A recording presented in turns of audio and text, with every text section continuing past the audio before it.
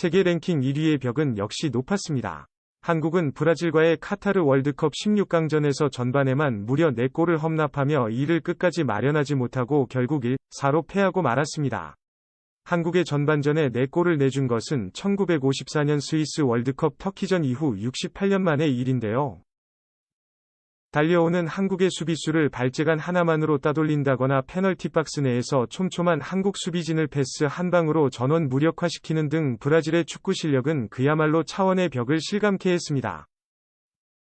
호주와 일본에 이어 마지막 희망이었던 한국마저 탈락하면서 역대 월드컵 최초로 3팀이나 16강에 오른 아시아 축구의 돌풍은 8강까지 이어지지 못했고 현지에서도 손흥민을 다시 볼 수 없다는 아쉬움의 목소리가 터져나오고 있는데요. 변명의 여지 없이 완패한 브라질전 하지만 우리는 이번 월드컵에서 앞으로 펼쳐질 한국 축구의 한 줄기 희망만은 엿볼 수 있었습니다. 이는 브라질 선수들도 마찬가지인 듯 보입니다. 경기 후 카메라에 포착된 브라질 선수들의 예상치 못한 행동이 오히려 경기 내용보다 더 큰 화제를 모으고 있는데요. 후반전 세계 1위 브라질조차 놀라게 했던 문제의 그 장면과 이에 대한 브라질 선수들의 돌발 행동에 대해 알아보겠습니다. 세계 1위 팀을 상대로 8강 진출은 역시 무리였던 것일까? 한국은 4점 차로 끌려가는 상황에도 한 골을 만회하기 위해 끝까지 포기하지 않고 분투했습니다. 결과적으로 패배하긴 했지만 우승 후보인 브라질을 상대로 집념이 만들어낸 한 골의 가치는 상당했는데요. 한국은 전반 초반부터 기사에 눌리지 않기 위해 브라질과 조심스러운 탐색전으로 경기를 시작했지만 실점을 하는 건 순식간이었습니다. 전반 7분 오른쪽 측면을 돌파하는 하피냐가 개인기로 한국 수비수를 제친 뒤 그대로 땅볼 크로스를 올렸고 이것이 문전 앞을 거쳐 왼쪽 측면에 홀로 있던 비니시우스에게 연결되며 첫 실점을 당하고 말았습니다. 선제골을 내준 한국은 10분 이채 지나지 않아 추가골까지 내렸습니다. 정우영이 페널티 지역 안쪽에서 볼 경합을 하던 과정 중 히샤를리송의 발을 살짝 건드렸다는 이유로 페널티킥이 선언됐고 키커로 나선 네이마르는 이를 침착하게 성공시켰습니다. 이 골로 네이마르는 매치 통산 76번째를 기록 펠레의 매치 최다골 기록에 한 골 차로 근접했는데요. 물론 한국도 가만히 있지는 않았습니다.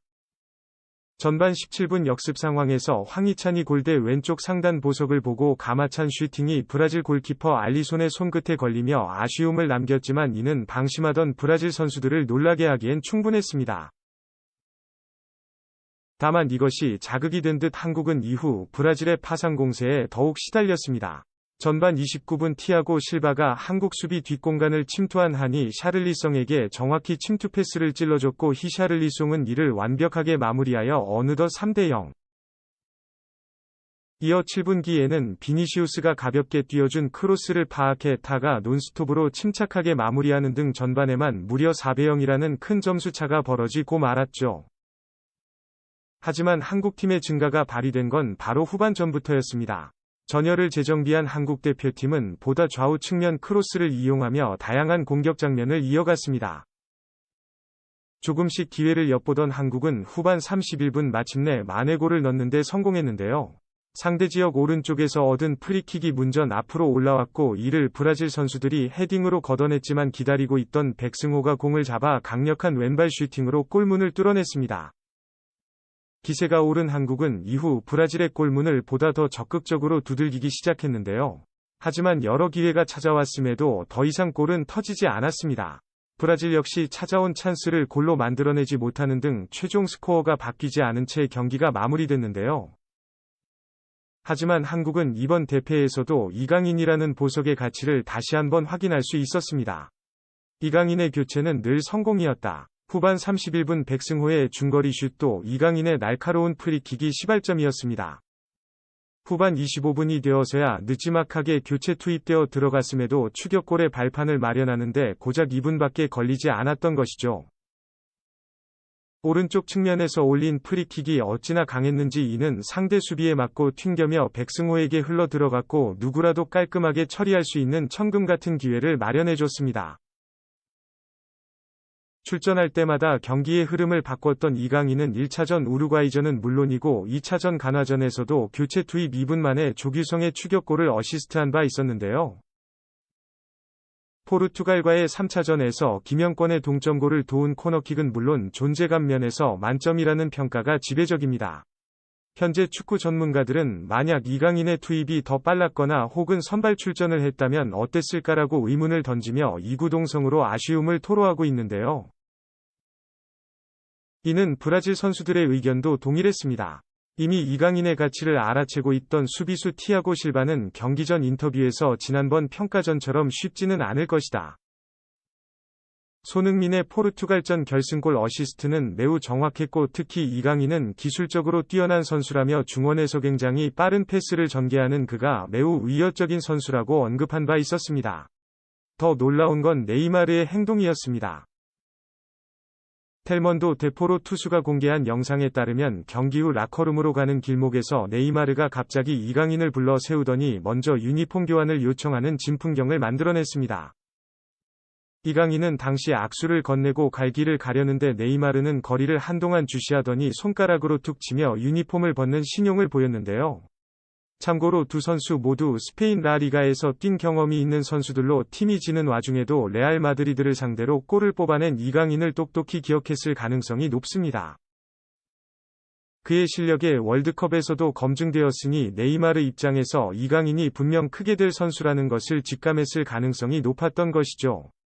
실제로 네이마르는 경기 후 인터뷰에서 오늘 내 모험을 받은 것은 내가 아닌 팀 동료들 덕분이라며 승리 소감을 말한 후 한국팀에서 특히 위협적이었던 선수를 두고 이강인을 언급한 바 있습니다. 그가 선발 출전하지 않았기 때문에 브라질은 수비면에서 비교적 여유로웠고 덕분에 선수 전원이 공격에 가담할 수 있어 다득점이 나온 것 같다고 밝혔습니다. 축제와 같은 분위기가 그라운드를 가득 채웠지만 손흥민을 보고 잠시 웃음을 거두는 히살리송도도 마찬가지였습니다. 그는 토트넘에서 함께 뛰고 있는 동료인 손흥민에게 다가가 인사를 나누며 위로를 건넸는데요. 미국 스포츠 전문 매체 디 애슬레틱과의 인터뷰에서 히샤를리송은 축구가 그렇다. 누군가는 이기지만 다른 누군가는 진다며 손흥민에게 늘 행운이 따르기를 바란다. 늘 최고의 자리에 남아주길 희망한다고 말했습니다. 그런데 이 두 선수를 제외하고 경기 중 포착된 다른 브라질의 선수들과 지체 감독의 어처구니 없는 기행도 뒤늦게 도마 위에 오르고 있습니다. 이날 브라질 선수단은 득점 때마다 댄스 세리머니를 펼치며 마치 경기를 즐기는 듯한 인상을 풍겼습니다. 이게 문제될 건 없지만 히샤를리송의 세 번째 골 직후의 장면은 논란의 소지가 충분했는데요. 갑자기 축제 감독의 선수들의 골 세레모니에 뛰어들며 함께 춤을 추는 등 감독으로서의 진정한 모습이라곤 도무지 찾아보기 어려웠습니다. 이는 상황에 따라 한국의 입장에서 충분히 도발로 여길 수 있는 장면이었습니다. 이에 맨체스터 유나이티드의 축구전설 리키는 감독까지 골디프리에 개입했다. 나는 이게 기쁘지 않다. 사람들은 문화라고 말하지만 이는 상대를 정말 무시하는 행동이라고 강력히 비판할 정도였습니다. 경기 자체도 문제였습니다. 지체 감독은 4대1로 앞선 후반 35분 선발로 나선 수문장 알리 송백테르를 빼고서도 골키퍼 웨베르통을 투입했는데요. 이를 본 로키는 월드컵에서 골키퍼를 교체하는 건 굉장히 드문 일이다. 경기 중 크게 다치거나 대량 실점할 경우 바꾸긴 하지만 브라질은 굳이 골키퍼를 교체하지 않아도 되는 상황이었다. 지체 감독의 선택은 그만큼 한국과의 경기가 여유로웠다는 느낌을 주는 처사였다고 일침을 가했습니다. 이에 당황한 치치 감독은 브라질 선수들은 특유의 언어가 있다. 나는 춤을 잘 추지 못하지만 선수들이 원했다. 춤을 배워야 말했다며 이런 행동에 대해 비판적이고 오해를 불러일으킬 일도 아니었다. 벤투 감독은 브라질 클럽팀을 맡은 경력이 있다며 그를 존경한다는 등 한국을 폄하할 생각이 없었다고 해명했습니다. 결과적으로 아쉽게 탈락했지만 한국은 좌절할 시간이 없습니다. 앞으로 4년 후에 있을 월드컵을 위해 지금부터 빌드업에 나서야 하기 때문인데요. 어쩌면 이번 월드컵이 마지막이 될지도 모르는 손흥민은 경기 후 인터뷰에서 국민과 팬들이 응원해줬는데 너무나 죄송하다. 최선을 다했지만 실력면에서 너무 큰 차이가 났다. 어려운 경기였지만 그래도 선수들이 여기까지 오는데 많은 노력을 했다며 정말 자랑스럽다고 말했습니다. 안면 부상을 안고 매 경기 풀타임을 뛴 것에 대해 그는 내가 아픈 건 괜찮다. 선수들이 고생한 것에 비하면 아무것도 아니라며 경기에 뛴 선수 경기에 뛰지 않은 선수들도 헌신했다는 등 모든 공을 동료들에게 돌렸습니다. 손흥민은 특히 이강인과 조규성 등 어린 선수들의 활약에 만족감을 나타냈는데요. 월드컵이라는 무대에서 실력을 펼칠 수 있어서 자랑스럽지만 이것이 끝이 아니라 앞으로 더 잘했으면 좋겠다는 등 자신의 시대가 저물어가는 것을 은연중에 내비치기도 했죠. 벤터 감독 또한 재계약과 관련된 질문에 대해 선수들과 대한축구협회 회장에게 자신의 결정을 이미 말했다. 이제 미래를 생각할 때라면서 재충전 뒤 향후 거취에 대해 선택할 예정이라고 밝혔습니다. 비록 이번 월드컵을 끝으로 벤터 감독과 작별하게 됐지만 그가 남긴 업적과 4년 4개월 동안 구축한 시스템은 한국 축구의 중요한 자산이 될 전망입니다. 포르투갈과 우루과이 등 축구 강국과 맞서 밀리지 않는 경기를 펼쳤다는 점에서 이는 단순히 운이 좋았던 이유가 아니기 때문입니다. 자신만의 축구로 당당히 싸웠고 16강이라는 성과를 이뤄낸 한국 대표팀. 아쉽게도 8강 진출은 좌절됐지만 최선을 다한 그들에게 박수를 보냅니다. 시청해주셔서 감사합니다. 구독과 좋아하여 잊지 마시고요. 다음에 더 좋은 영상으로 찾아뵙도록 하겠습니다.